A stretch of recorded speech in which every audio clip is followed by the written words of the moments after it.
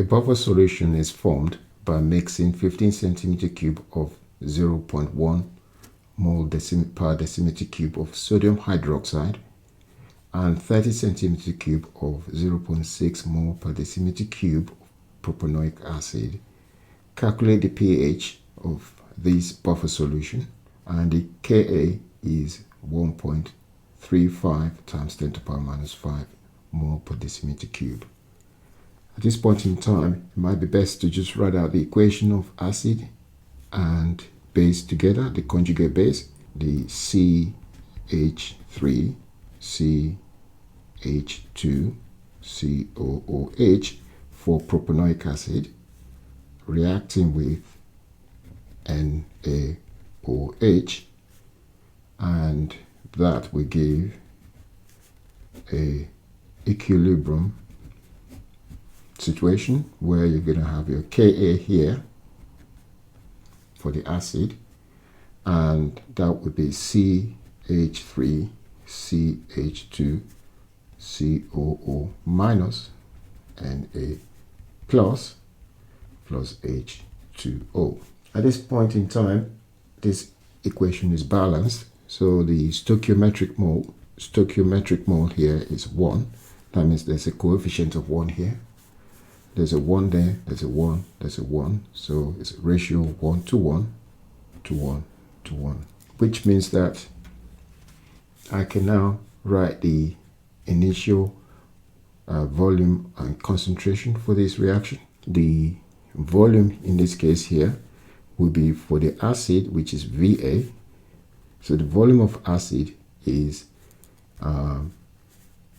30 centimeter cube divided by 1,000, so that'll be 0.030 decimeter cube. The volume of the base, sodium hydroxide, is going to be 15 centimeter cube, and that is 0.015 decimeter cube. Now, initially we don't have the reactant here, so that's the initial, and the concentration for that one, for the acid, is 0.6 mole per decimeter cube, and the concentration for that one is 0.10, that's 0 there, mole per decimeter cube. And so we don't have the concentration for that. So that's the initial situation. What happened next? We work out the mole of this. So mole is concentration times volume. Volume times concentration is mole, which means that if I just draw a line here and I work out that times that, that will give me 0.018. That's the mole, so that's 0.018 mole. So that's the concentration times volume. That's what mole is. So if I times that, and that one too, if I times that, I'm going to get 0.0015 mole. So this is what I get. This shows that this is the limiting reactant. That means all this has to be used up. Because it's being used up, some of this will be left, which means in the product here, there will be some of this acid in the product. How do we know how much acid is left in the product? We take away the difference between these two. So take away here. By taking away, what do we get? I'm going to put it on this side because just to make sure we know that some of this is left in the product. So I'll put it here, the product, which is CH3, CH2, COOH. That's what's left from that, and that value is basically the difference between these two, which happens to be 0.0165 mole. Okay, that's what's left. If I know the mole, and the mole of this one that is used up, so the one of this is made is ratio 1 to 1, ratio 1 to 1. So therefore this will be 0.0015. So that's the mole of the base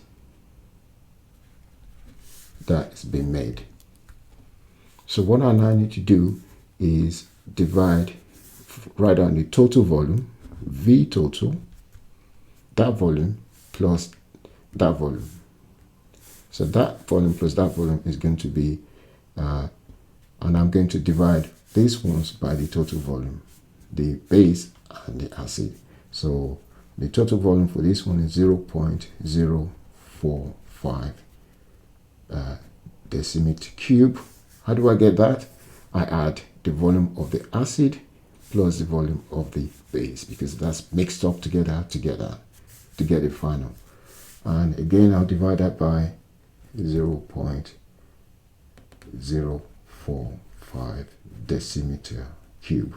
Now I know the volume, so I'm drawing a line there. I'm dividing that by that, I'm dividing that by that. And in this case, I'm going to get that divided by that will give me that's 0.033 molar, and this one will give me that's 0.3667 molar.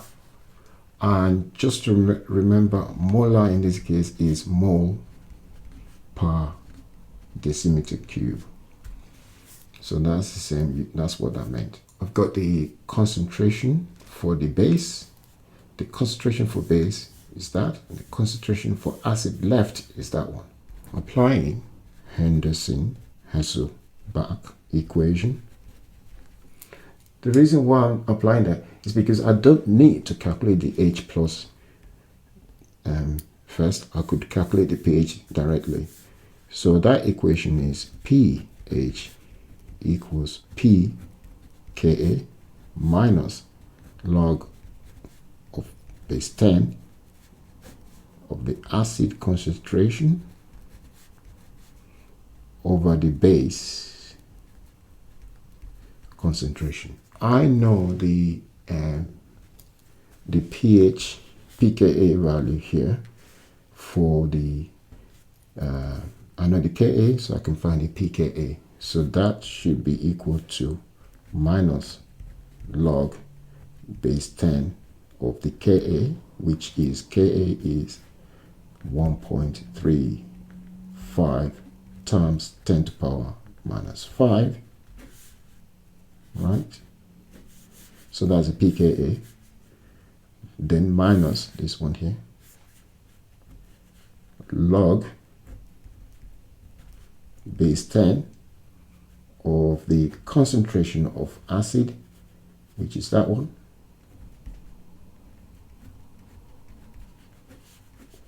over the concentration of base. The base one is this one,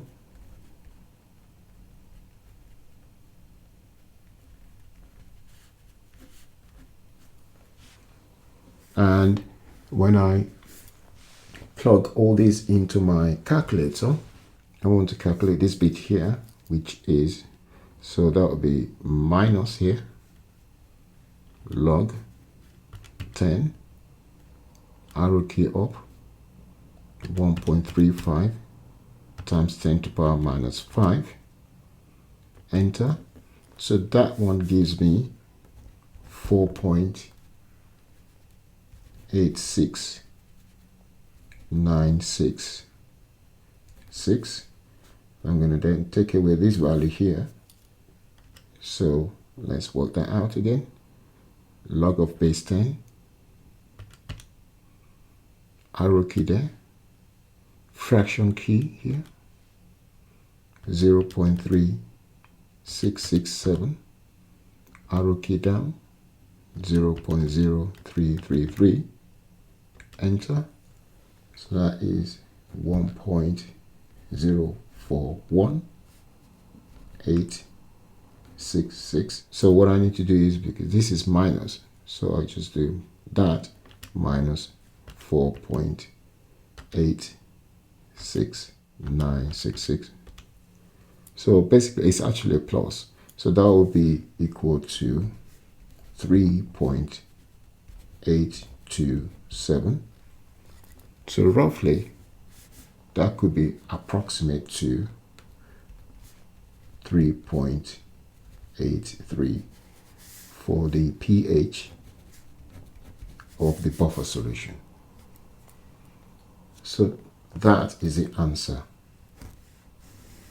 we're looking for.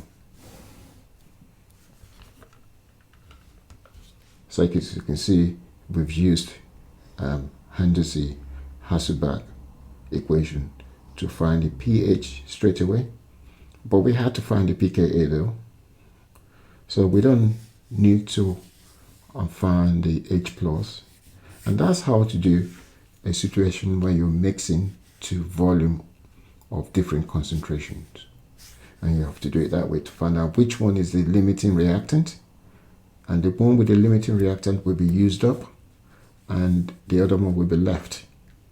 That will be the concentration that's left, which will go in here, and the concentration of the base produced, this one will go in there. And that's what we need to use to calculate the pH.